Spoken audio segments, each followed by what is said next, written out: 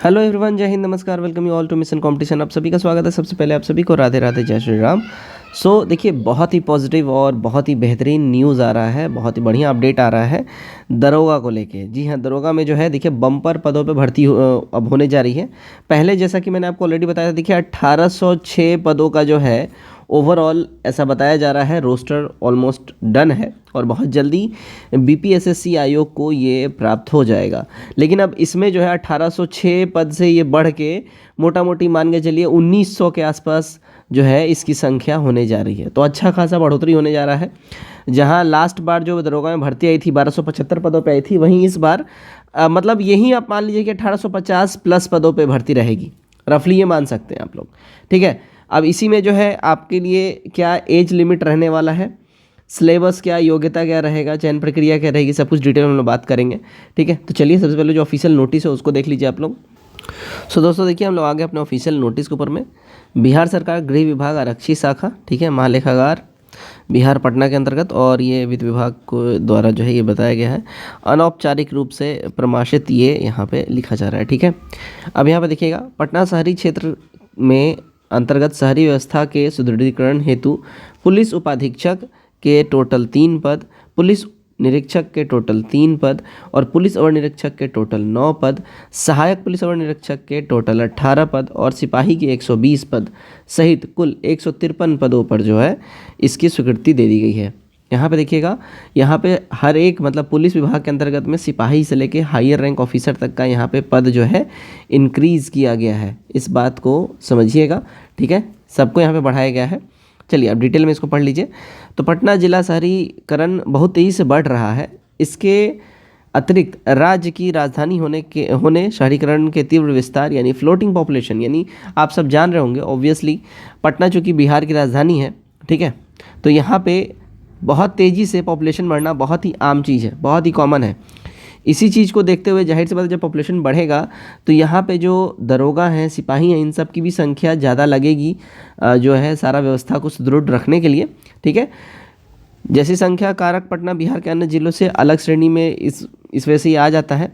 और उक्त दृष्टिगत जिला प्रशासन तथा जिला पुलिस की नियुक्ति टीम के द्वारा शहरी अव्यवस्था के मुख्य घटक यथा अवैध अस्थायी अतिक्रमण, खटालों आदि को हटाने, बड़े नालों पर अतिक्रमण सफाई निरीक्षण में पटना नगर निगम को अपेक्षित प्रशासनिक सहयोग किया जाता रहा है पुलिसों के द्वारा, ठीक है।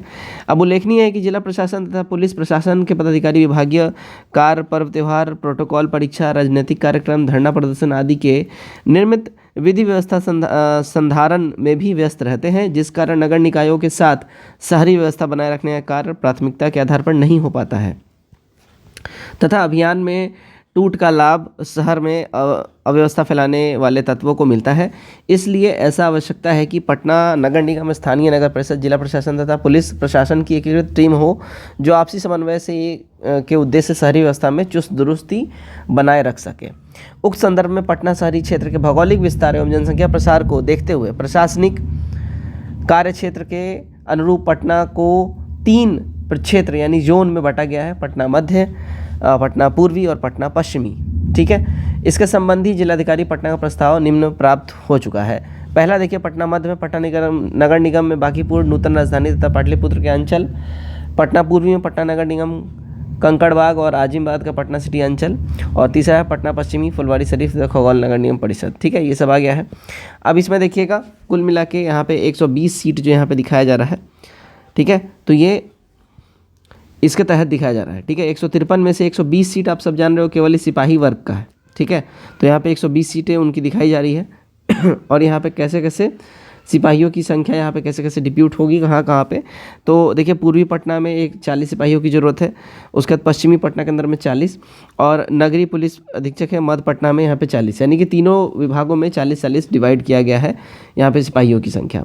अब बात कर लेते देखिए कि नोटिफिकेशन कब आ सकता है। मोस्ट इम्पॉर्टेंट आप लोगों का यही सवाल रहता है कि नोटिफिकेशन कब आ सकता है। नोटिफिकेशन पे मैंने आपको ऑलरेडी 1 हफ्ते पहले एक वीडियो में बताया था कि देखिए गृह विभाग जो है इनके द्वारा सारा का सारा काम कर लिया गया है और इनका रोस्टर जो है अब जीएडी को भेज दिया गया है।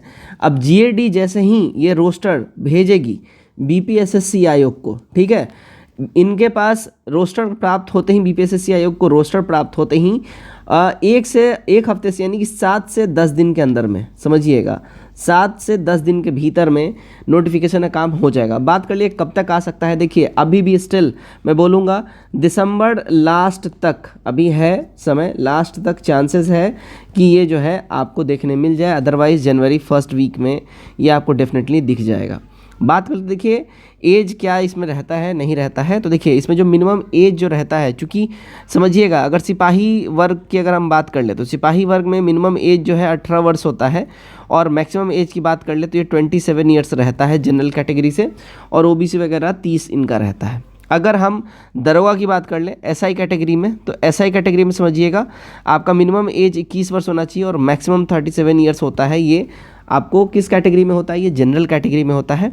और अगर यहीं हम ओबीसी की बात कर ले तो ओबीसी जो है लगभग 40 वर्ष की उम्र तक, और एससी एसटी वगैरह 42 से 44 वर्ष की उम्र तक ये लोग फॉर्म फिल कर सकते हैं as per the category. Okay, अब हम बात करते हैं नेक्स्ट। देखिए इसमें एलिजिबिलिटी, तो एलिजिबिलिटी भाई अगर दरोगा की आप बात कर रहे हैं तो आपको एलिजिबिलिटी के हिसाब से देखिए आपका ग्रेजुएशन जो है कंप्लीट होना चाहिए। अब ग्रेजुएशन में भी होता क्या है, अभी कोई भी छात्र मान के चलिए अगर उनका सेशन 2023-24 यानी कि 24 में भी वो पास आउट हो रहे हैं, तो 24 में देखिए आप जून माह से पहले पास आउट होने चाहिए।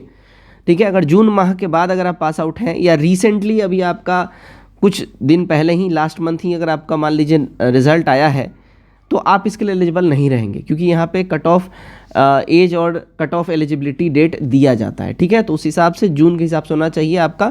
दूसरी बात, ये 2024 ही अपडेटेड मांगेगा, क्योंकि होता क्या है बिहार में ऐसा नियम है कि प्रीवियस जो वैकेंसी आई होती है उसके अनुसार ही लिया जाता है। 2023 में ही ऑलरेडी दरोगा की बहाली आई थी, ठीक है, और उस हिसाब से अब आपका जो है 2024 जून के हिसाब से आपका एलिजिबिलिटी क्राइटेरिया मांगा जाएगा। राइट, तो यहाँ पे ओवरऑल मैंने सारा चीज़ बता ही दिया है। सिलेबस की बात कर ले तो सिलेबस जो प्रीवियसली दरोगा में रहा है सेम वही सिलेबस रहेगा जीएस का, ठीक है, और फिर आपका मेंस में वही हिंदी और जीएस जो रहता है वैसा ही सिलेबस रहेगा। सिलेबस चेंज के बारे में भी कुछ भी बात हुआ नहीं है, तो इसलिए ये जो सिलेबस है आप वही मान के चलिए कि जो प्रीवियस था सिलेबस 1275 वाले में, वही सिलेबस आपको यहाँ भी रहेगा, कोई चेंजेस इसमें नहीं आपको देखने मिलेंगे। तो फिलहाल आज की वीडियो में बस इतना ही। वीडियो अच्छा लगा हो वीडियो को लाइक करिए, चैनल सब्सक्राइब करिए, वीडियो ज़्यादा से ज़्यादा शेयर करिए। जय हिंद।